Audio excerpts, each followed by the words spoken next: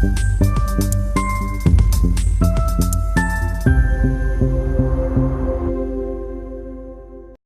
isang maliit at tahimik na baryo, nakatira ang 9 na taong gulang na si Rita kasama ang kanyang inang si Aling Nena.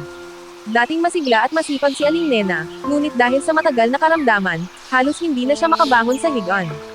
Sa murang edad, napilitang tumayo si Rita bilang haligi ng kanilang munting tahanan.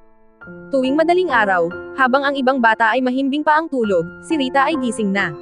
Tahimik siyang bumabangon upang magluto ng simpleng lugaw para sa kanyang ina. Maingat niyang sinusubuan si Aling Nena, sabay ngiti kahit ramdam niya ang pagod. "Anak, pasensya ka na kung nahihirapan ka dahil sa akin," mahinang sabi ng kanyang ina. Ngunit agad itong sinagot ni Rita ng may pagmamahal, "Nay, hindi po kayo pabigat. Kayo po ang lakas ko." Pagkatapos asikasuhin ang kanyang ina, lumalabas si Rita upang maghanap ng pagkakakitaan. Minsan, siya ay naglilinis ng bahay ng kanilang mga kapitbahay, nagwawalis, naghuhugas ng pinggan, at nag-aayos ng gamit. Kapalit nito, binibigyan siya ng kaunting pera at pagkain. "Napakabuti mong bata, Rita," sabi ng isa sa kanyang amo. "Sa murang edad, marunong ka nang magsikap." Ngunit sa likod ng kanyang ngiti, may lungkot din si Rita. Tuwing nakikita niya ang mga batang naglalaro sa kalsada, saglit siyang napapahinto. Nais din niyang makipaglaro, tumawa, at maging malaya. Ngunit agad niyang naaalala ang kanyang ina na naghihintay sa kanya. Kaya pinipili niyang magpatuloy. Isang araw, habang siya ay naglilinis ng isang malaking bahay, napansin siya ng isang mabait na guro na nakatira roon. "Hindi ka ba nag-aaral?" tanong ng guro.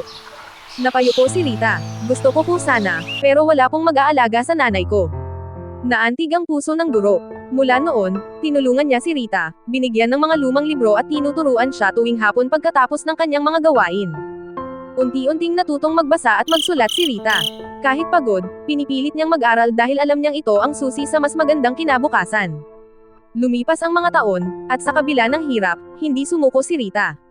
Sa tulong ng kanyang sipag, kabutihan, at pagmamahal sa kanyang ina, nagbunga ang lahat ng kanyang sakripisyo. Dumating ang araw na siya ay nakapagtapos ng pag-aaral at naging isang nurse, taong nag-aalaga ng may sakit, tulad ng pag-aalaga niya noon sa kanyang ina. Sa bawat pasyenteng kanyang tinutulungan, dala niya ang alaala ng kanyang pinagdaanan, ang batang si Rita na minsang naglakad ng nakapaa, may pagod sa katawan ngunit may lakas sa puso. At kailanman, hindi niya nakalimutan ang pinakamahalagang aral ng kanyang buhay. Ang tunay na lakas ay hindi nasusukat sa edad, kundi sa pagmamahal at sakripisyong handang ibigay para sa pamilya.